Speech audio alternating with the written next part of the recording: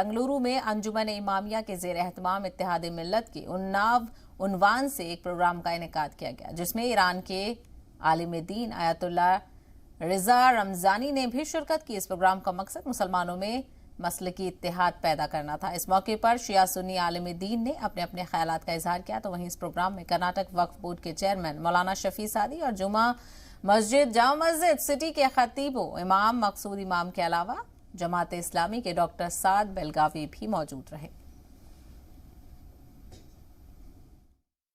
یہ وحدت، اتحاد، ہمدلی، ہمبستگی کسی بھی ملت و قوم کی کامیابی کا در حقیقت اس کی کنجی ہے۔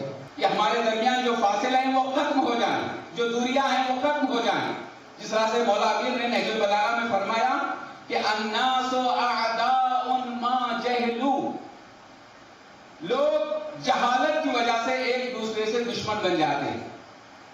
دشمنی کا سبب جہالت ہے، دوری اور فاصلوں کا سبب جہالت ہے۔ جب ہم جہالت کو مٹا دیں گے اور ایک دوسرے کو قریب سے جاننے کی کوشش کریں گے، یقین جانیے گا کہ ہمارا کوئی مقابلہ نہیں کر سکتا۔ ہمیں ایک فیصلہ لینا ضروری ہے، پورے مل کے فیصلہ لینا ہے۔ کون سا بھی ایک پولیٹیشین نہیں تو ایک سیاسی پارٹی کا لیڈر بلائے، ہمیں گئے، علماء لوگ گئے، اور ہمارا ایک کمیونٹی شیعہ لوگ ایسا گئے اور سنی لوگ ایسا لگ گئے، تبلیغ جماعت والے ایسا گئے، ایسا نہیں ہونا چاہیے۔ ہم پکے مومن ہیں، نہ تو ہم کو غم کرنے کی ضرورت ہے، نہ پریشان ہونے کی ضرورت ہے۔ ہم ہی سر بلند ہو کر رہیں گے۔ ذالک الکتاب لا ریب فیہ، یہ قرآن کی آیت ہے، اس میں ہمیں ذرہ برابر شک و شبہ نہیں ہے۔